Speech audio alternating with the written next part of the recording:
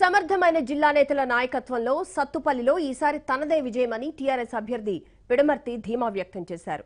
గతంలో కంటే ఇప్పుడు మరింత ఎక్కువగా టీఆర్ఎస్ కు ఆదరణ పెరిగిందన్నారు. ప్రజలకు మరింత సేవలు చేస్తానంటున్న సత్తుపల్లి టీఆర్ఎస్ అభ్యర్థి పిడమర్తి రవితో మా ఖమ్మం జిల్లా ప్రతినిధి శ్రీధర్ ఫేస్ టు ఫేస్. సత్తుపల్లిలో ఎన్నికల ప్రచారం ఏ విధంగా కొనసాగుతుంది? సత్తుపల్లి ప్రజలు రవిని ఏ విధంగా ఆదరిస్తున్నారు? ఏ స్ట్రాటజీతో రవి ముందుకెళ్తున్నారు? ఎన్నికల్లో ఈసారి జరగబోయే ఈ బిగ్ ఫైట్లో, సత్తుపల్లిలో జరగబోయే బిగ్ ఫైట్లో పిడమర్తి రవి వ్యూహం ఏంటో ఆయన అడిగి తెలుసుకుందాం. సార్ చెప్పండి, సత్తుపల్లిలో ఎటువంటి ఆదరణ ఉంది ప్రజల నుంచి మీకు? గత 4 ఏళ్ల నుంచి చూస్తూ ఉంటే ఈసారి ఆదరణ అద్భుతంగా ఉంది. ప్రజలందరూ కూడా నన్ను రిసీవ్ చేసుకుంటా ఉన్నారు. ఎందుకంటే తెలంగాణ రాష్ట్ర ప్రభుత్వం చేస్తున్నటువంటి సంక్షేమ పథకాలు మొత్తం తీసుకున్న ప్రజలు ఉమ్మడి జిల్లా వ్యాప్తంగా టీఆర్ఎస్ పార్టీకి ఓటేయాలని అనుకుంటా ఉన్నారు.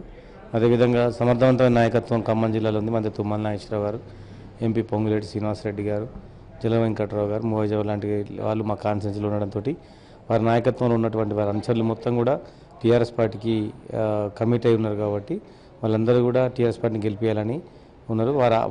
వారు అదేవిధంగా సంక్షేమ పథకాలు పొందుకున్నవారు ఈ 4 సంవత్సరాల కాలంలో తిరిగిన ప్రజలు మొత్తం కూడా ఈసారి ఓటు తెలంగాణకి అంటున్నారు. ఖచ్చితంగా వచ్చి ఈ ఎన్నికల్లో టీఆర్ఎస్ పార్టీ విజయం సాధిస్తానని భావిస్తాను. మీరు ఎన్నికల ప్రచారంలో అందరికన్నా ముందున్నారు. ఎందుకంటే కేసీఆర్ అనౌన్స్ చేసిన మొదటి లిస్టులోనే మీ పేరు వచ్చింది. సత్తుపల్లి అభ్యర్థిగా ముందున్నారు. ప్రచారానికి గ్రామాల్లోకి వెళ్ళినప్పుడు గ్రామాల్లో ఎటువంటి పరిస్థితి ఉంది? గ్రామాల్లో ప్రజల నుంచి మీకు ఎటువంటి ఆదరణ లభిస్తుంది?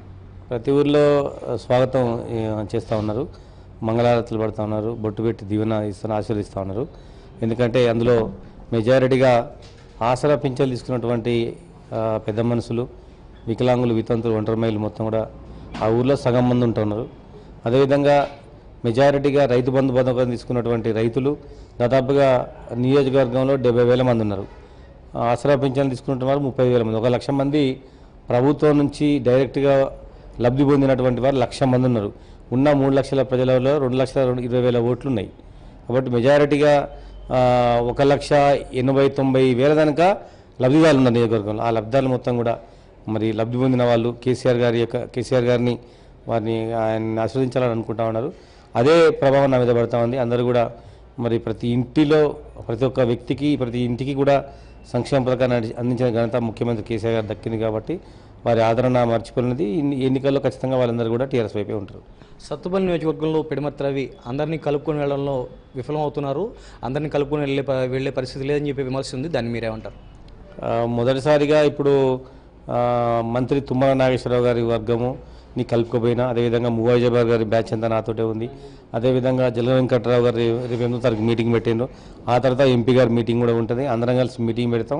కాన్స్టిట్యున్సీలో ఉన్నటువంటి ప్రధాన నాయకులను అందరినీ కూడా కలుపుకోపోయి వచ్చే ఎన్నికల్లో విజయం సాధించడమే నా పని. సత్తుపల్లి నియోజకవర్గంలో ఉన్న అసంతృప్తుల్ని బొద్దుగించే ప్రక్రియ ఎంతవరకు వచ్చింది? అసంతృప్తుల నుంచి మీకు ఎటువంటి ఇబ్బంది ఉంటుందని మీరు భావిస్తున్నారు? అసంతృప్తివాదులని ట్యాకిల్ చేసేదంతా కూడా మంత్రి కేటీఆర్ గారు తీసుకున్నారు. అదేవిధంగా ఆ విషయంలో తుమ్మల నాగేశ్వరరావు గారు, ఎంపీ శ్రీనివాసరెడ్డి గారు కూడా సహాయం చేస్తారని భావిస్తా ఉన్నా. అవన్నీ సర్దుకుంటే వచ్చే ఎన్నికల్లో అందరం కలిసి పనిచేసి టీఆర్ఎస్ పార్టీని గెలిపించడమే లక్ష్యం. కోట్ల రూపాయల నిధులను తీసుకొచ్చి సత్తుపల్లి నియోజకవర్గాన్ని అభివృద్ధి చేయడం జరిగింది. రాష్ట్ర మంత్రి తుమ్మల నాగేశ్వరరావు సహకారంతో సత్తుపల్లిలో ఘన విజయం సాధిస్తాను, అత్యధిక మెజార్టీతో విజయం సాధించి సత్తుపల్లి అభివృద్ధికి మరోసారి కృషి చేస్తానని చెప్పేసి పిడమర్తి రవి ధీమాగా చెప్తున్నారు.